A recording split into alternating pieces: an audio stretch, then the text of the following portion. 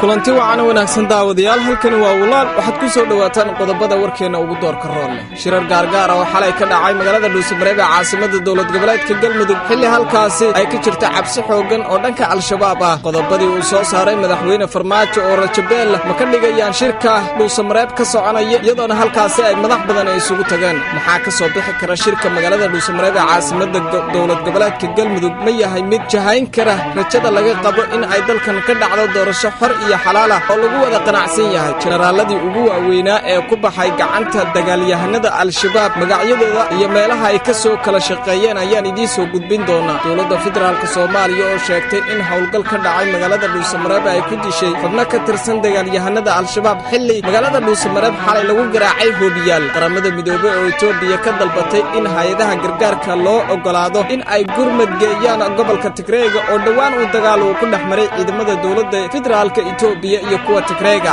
dagaal laga cabsi qaba in uu dhaxmaro ciidamada dawladda Kenya iyo kuwa Soomaaliya cabsi xoogan ayaa ka jirta gobolka Balad Xaawo ee xuduudda labada dal ay wadaagaan qodobadaasi kuwa kale ayaan idin haynaa ee ku soo dhawaada warkaas oo intaas ka faahfaahsan aan ku bilownay madaxweynaha Soomaaliya Maxamed Cabdullaahi Farmaajo ayaa xalay gudoomiyay kulan horodhac u ah shirka wada tashiga heer federaal iyo heer dawlad goboleed ee ku saabsan dardargelinta hanaanka doorashooyinka dalka iyo si ambaqaadida heshiiskii 17 September 2020 ay ansixiyeen baarlamaanka federaalka Soomaaliya kulanka ayaa waxa ka qayb galay ra'iisul wasaaraha xukuumadda federaalka Soomaaliya Maxamed Xuseen Roble madaxweynaha dawlad goboleedka Galmudug Axmed Cabdi Kaariyo Qoorqoor madaxweynaha Koonfur Galbeed Soomaaliya Cabdicasiis Xasan Maxamed Laftagareen madaxweynaha Hirshabeelle Cali Cabdullaahi Xuseen Guudlaawe madaxda ayaana isla gorfeeyay dadaalada heer federaal iyo heer dawlad goboleed ee loo qaaday hirgelinta doorashooyinka xaqiijinta xasiloonida siyaasadeed iyo midda amni ee dalka madaxweynaha Soomaaliya ayaa ku bogaadiyay madaxda heer federaal iyo heer dawlad goboleed oo ay wada qaateen kulankan dadaalka ay ku bixinayaan horumarinta dawladnimada iyo adkeynta midnimada shacabka Soomaaliyeed qaramada midoobe ayaa waxa ay filaysaa in magaalada Dhuusamareeb oo shirkaasi uu ka soconayo wada tashiga madaxda dawladda federaalka Soomaaliya iyo kuwa dawlad goboleedyada oo looga arinsanayo sidii xal looga gaari lahaa arrimaha ka taagan ee hareeyay dhanka doorashada in ay ka soo bixi karaan waxyaabo muhiim u ah dhanka doorashada waxaana la filayaa in arrimo aad u xasaasi ah ay ka soo bixi karaan shirkaasi dhinaca kale dadka falanqeeya siyaasadda Soomaaliya ayaa waxay durbaba fahmayaan in shirka la cilaamiyay ee ka furmay shirkaasi dhinaca kale dadka falanqeeya arrimaha siyaasadda Soomaaliya ayaa durbaba waxay fahmayaan in shirka ka soconaya magaalada Dhuusamareeb aysan ka soo bixi doonin natiijo waxyaabaha ka jira lagu xallin karo ee dhanka doorashada madaxweynaha Soomaaliya Maxamed Cabdullaahi Farmaajo ayaa soo saaray 5 qodob oo uu ku cilaamiyay shirar ka dhacay magaalada Dhuusamareeb ee caasimada dawlad goboleedka Galmudug kaasoo la rabo in lagu xaliyo wax walba oo ku horgudban doorashooyinka dalka madaxweynaha ayaa waxa uu cilaamiyay in shirka uu ka socon doono magaalada Dhuusamareeb inta u dhaxaysa 1 ilaa 3 bisha balse ma noqon taasi iyadoo cabsi xoogan ay ka jirto arintaasi balse shirkaasi ayaa dib uga dhacay 1 maadaama uusan furmin maalintii koobaad marka hore waxay sheegeen inay tahay wax cusub oo la sheego in la sheego waqti uu bilaabanayo iyo waqtiga uu dhamaanayo shirka wada tashiga ee la rabo in lagu xaliyo arrimo masiiri ah lana rabo in xal looga gaaro arrimo 4 bilood ay dawladda Soomaaliya xalin weysay oo quseeyo xilliga kala guurka iyo doorashada waxaa la leeyahay waqtiga 3 maalmood ee la cilaamiyay 2 maalmood oo ka hor waqtiga in madaxda u baahan yihiin in ay isku diyaariyaan maadaama uu yahay shir looga hadlayo arrimo waaweyn waxa ay dadka qaar ula muuqataa in uusan shirka ahayn xal laga filayo in lagu raadiyo in beesha caalamka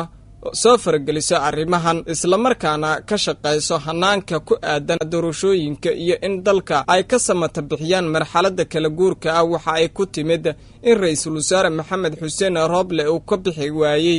doorkii loo magacaabay ee xukuumaddiisu ay u shaqeyn lahayd haddaba waxa isweydiin mudan marxaladda kala guurka ee xilligan shirkaasi ma ka bixin kara waxa la isku haysto maxaase ka soo bixi kara magaalada Dhuusamareeb ee caasimada dawlad goboleedka Galmudug waxaa ku sugan madax kala duwan kuwaas oo ka qayb galaya shirka wada tashiga uu ku dhawaaqay madaxweyne Farmaajo oo dhawaan kulan la qaatay madaxda beesha caalamka kuwaas oo kala hadlay arrimaha doorashooyinka oo muran xoogan uu ka taagan yahay shirkaasi ayaana looga hadli doonaa inta badan arrimaha doorashooyinka bulshada Soomaaliyeed ayaana ka wardhowraya waxa ka soo bixi doona shirkaasi waxaana lagu go'aamin doonaa sida ay u dhacayso doorashada uu muranka ka taagan yahay sidoo kale waxaa shirkaasi ka qayb galay qaar ka mid ah midowga musharaxiinta kuwaas oo dalbaday in ay ka qayb galaan shirkaasi ammaanka magaalada Dhuusamareeb ee caasimadda dowlad goboleedka Galmudug ayaana ah mid aad loo adkeeyay xilli xalay ay ku soo dhaceen tiro maraafiica walow ciidamada dowladda Soomaaliya ay gacanta ku dhigeen dadkii ka dambeeyay weerarkaasi waxaana cabsi xoogan ay ku seexday xalay dadka shacabka ee ku nool magaalada Dhuusamareeb ee caasimadda dowlad goboleedka Galmudug oo xilligan martigelinaysa madaxdii ugu miisaanka cusleeda iyadoona sidoo kale duleedka ay ka socdaan dagaalo salka ku haya aanooyin qabiila si kastaba ahaatee shirkaasi ayaa la wada dhowraya waxa ka soo bixi kara taasoo dhinac u jahayn doonto doorashada iyo heshiiskii ay hore u gaareen madaxda dowladda Soomaaliya kuwa dowlad goboleedyada iyo gobolka Banaadir iyadoona looga arrinsan doono arrimaha masiiriga ee dalka cisbitaal ku yaala magaalada Mandheere ee dhacda xadka Soomaaliya iyo Kenya ayaa laga soo sheegayaa in lagu daaweynayo laba sarkaal oo Kenyaan oo mid ka mid ah kuwa ilaalada gaarka ka haya xuduudda Soomaaliya iyo Kenya waxaana la tilmaamay in rasaas ay kala kulmeen kooxan haybtooda la garan jariirada Nation ee ka soo baxda Kenya ayaa daabacday in saraakiishan dhaawaca uu soo gaaray ay ahaayeen kuwa u xilsaaran meelaha laga soo galo iyo kuwa laga baxo ee xadka Soomaaliya iyo Kenya Edwin Sida taliyaha booliiska Mandheere oo gaaray goobtii dhacdadaasi ay ka dhacday ayaa sheegay in ay wadaan baaritaan sidii ay wax u dhaceen waxaana uu diiday inuu faahfaahin intaasi dheer uu ka sii bixiyo Edwin ayaa waxa uu cadeeyay in saraakiisha dhaawacmay uu muran soo dhaxmaray ganacsato Soomaali oo doonayay badeecada ay ka qaadeen magaalada Baladxaawe in ay u iibgeeyaan magaalada Mandheere qof taksiila oo warbaahinta Kenya la hadlay ayaa sheegay in mid ka mid ah uu ahaa dadkii goobta ku sugnaa waxaanan arkayay buu yiri muran dhaxmaray ganacsatada iyo saraakiisha booliiska Kenya ee Mandheere hal mar ayaana ka warhelnay rasaasa nagu socota ayuu yiri taksiilahan oo diiday magaciisa in warbaahinta loo adeegsado waxa uu hadalkiisa intaasi ku daray in uusan arag cidda rasaasta ridaysay balse xabaduhu ay ka imaanayeen dhinaca ciidamada Soomaaliya kaga sugan yihiin xadka labada dal ee kala qaybiya waxaa jirta sidoo kale in saraakiil saddexaad oo dhaawac fudud oo ka soo gaaray rasaastaasi taliyaha booliiska Mandheere Edwin ayaa sheegay in baaritaanka ay sameynayaan ay wax walba ku soo xaqiijin doonaan Xasan Cali oo ka mid ah ganacsatada Soomaaliyeed ayaa sheegay in lacaga badan oo baad ah ay ka qaadaan ciidamada Kenya kuwa kalena ay ku raacaan ilaa goobta ganacsiga lacaga badan ay ka qaataan saraakiisha kadib markii maraafiic xoogan ee xalay ku dhaceen magaalada Dhuusamareeb ee caasimadda dowlad goboleedka Galmudug ayaa saraakiisha ciidamada xooga gaar ahaan kuwa qaybta 12aad ee gobolada dhexe waxa ay sheegeen inay dileen xubno ka tirsan dagaalamayaasha Al-Shabaab kadib howlgal ay ka sameeyeen duleedka magaalada Dhuusamareeb ee caasimadda dowlad goboleedka Galmudug waxa ay sheegeen inay dileen laba xubnood oo ka tirsanaa Al-Shabaab halka mid kalena isaga oo dhaawaca gacanta ay ku dhigeen sidoo kale saraakiisha ayaa sheegay in inta uu socday howlgalka ay qabsadeen hub kala duwan ma jiro warka madaxa banaan oo laga helayo howlgalkan ay habeennimadii xalay ahayd ay sameeyeen ciidamada xooga dalka Soomaaliyeed gaar ahaan qaybta 12aad magaalada Dhuusamareeb ayaa xalay waxaa weerar hoobiya loo adeegsaday ku qaaday dagaalamayaasha Al-Shabaab xilli halkaasi ay ku sugnaayeen madaxda sare ee dalka iyo sida madaxweynaha dowladda federaalka Soomaaliya Maxamed Cabdullaahi Farmaajo iyo sidoo kale ra'iisul wasaaraha xukuumadda iyo madax kala duwan oo shirka ka qayb galaysa cabsi xoogan ayaana soo wajahday dadka shacabka ee halkaasi ku nool ammaanka magaalada Dhuusamareeb ayaana ah mid aad xilligani loo adkeeyay kana daawadayaal hadaynu eegno kadib saraakiil isxigay oo ku dhintay dagaal iyo qaraxyo ay dhigeen Al-Shabaab ayaynu waxaynu eegaynaa saraakiishii ugu waaweynaa ee ku baxay gacanta dagaalamayaasha Al-Shabaab beegsiga ay dagaalamayaasha Al-Shabaab oo ku hayeen dadka waxgalka u ah bulshada Soomaaliyeed ayaa waxa qayb ka ah saraakiisha ciidamada ciidamada qalabka sida oo qaar badan oo ka mid a ay dileen iyaga weeraro taxano ah oo goobo kala duwan ka dhacay ayay al-shabaab ku dileen jenaraalo ciidan oo aad looga garanayay dalka jenaraal maxamed ibraahim faarax gordon taliyihii guutada shanaad ee ciidanka xoogga dalka ayay shabaabku ku dileen weerar ka dhacay deegaanka buufow ee duleedka magaalada marka 29 bishii Oktoobar ee sanadkii 2012 waana 2 bilood kadib markii laga saaray xarunta gobolka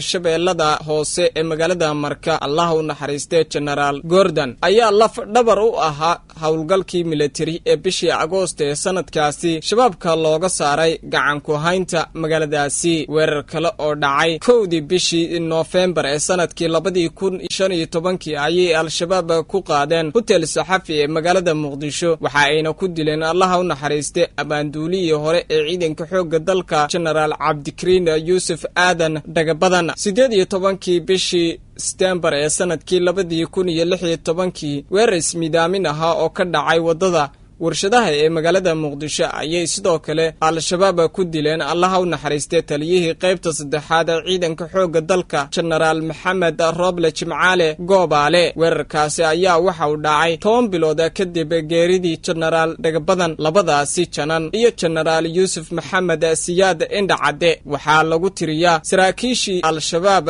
ka saartay magaalada Muqdisho muddo 9 sano oo ay joogeen. Jananka oo booliiska ka tirsanaa oo lagu magacaabay jiray General Ismaaciil Axmed Cismaan ayay rag bastoolada watay waxa ay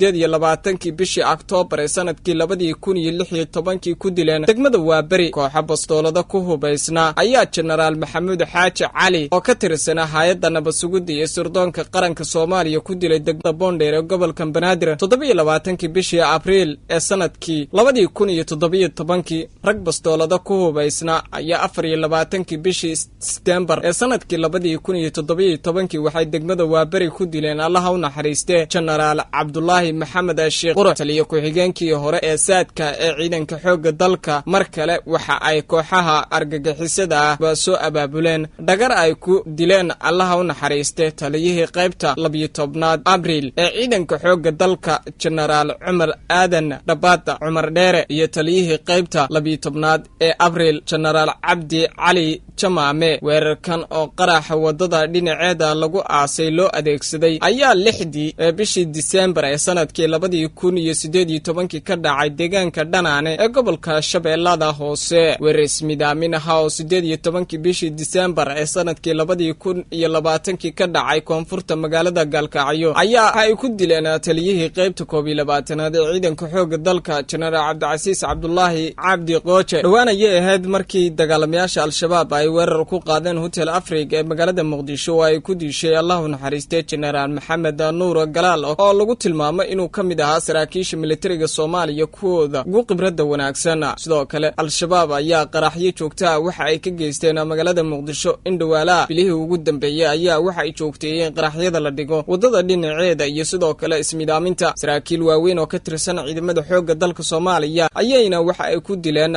qaraxyadaasi iyo dilal qorshaysan oo ay ka fuliyeen meelo kala duwan. Ugu dambeyntiina daawadayaal gudoomiyaha hay'adda qaramada midoobay u qaabilsan arrimaha qaxoontiga ee Filippo Grandi ayaa dawladda Itoobiya ku booriyay in hay'adaha gargaarka u ogolaato in ay galaan gobolka Tigray ee waqooyiga dalkaasi si gargaar loo gaarsiiyo dadka ay dhibaatada ka soo gaartay dagaaladii gobolkaasi ku dhaxmaray dawladda iyo kooxda TPLF-ka tan iyo bishii November ee sanadkii hore. Dawladda Itoobiya ee uu hogaamiyo Dr. Abiy Ahmed ayaa dagaal kula jirtay kooxda TPLF-ka oo mar dalkaasi awood badan ku lahayd. dad badan oo lagu qiyaasay 60,000 ayaa u qaxay dalka dariska ah ee Suudaan halka kuwa kalena la aaminsan yahay in ay ku barakaceen gudaha dalkaasi. Inta badan gobolka Tigray ayaa waxaa ka maqan isgaarsiinta. 2 bilood ka hor ayay ahayd markii dawladda Itoobiya ay guul ka sheegatay dagaalkii ka dhanka ahaa ciidamada gobolka Tigray. hase yeeshee haatan waxaa la soo warinayaa kufsi baahsan oo ka dhacay gobolkaasi. Qaar ka mid ah diblomaasiyiinta shisheeye ee dalkaasi ayaa waxa ay sheegayaan in xadgudubka galmo uu ka dhacay dalkaasi iyo dad baahoon oo loo adeegsaday siyaabo kala qaldan. Ciidamada dawladda Eritrea oo ah dal ciidamada dowladda Eritrea oo ah dal maamul adag uu ka jiro kuna yaala waqooyiga dalkaasi ayaa ciidamadooda lagu eedeeyay in ay la safteen dowladda Itoobiya ayna gobolkaasi ka geysteen dambiyo gaar ahaan muwaadiniin ka soo jeeda isla dalka Eritrea kuwaas oo waqooyiga Itoobiya ku noolaa ka hor inta aysan bilaabin dagaaladaasi. madaxda hay'adda gargaarka adduunka ee qaramada midoobay oo booqday xero qaxoonti oo ku taala waqooyiga dalka Itoobiya ayaa sheegay in inkastoo ay jirto xaalad amni darro haddana loo baahan yahay in dowladda ay gargaarka u fasaxdo gobolkaasi. guud ahaan daawadayaal warkeed kala socoteen warbaahinta walaal xiligan waa naga intaa tan kulanti dambe nabadgelyo.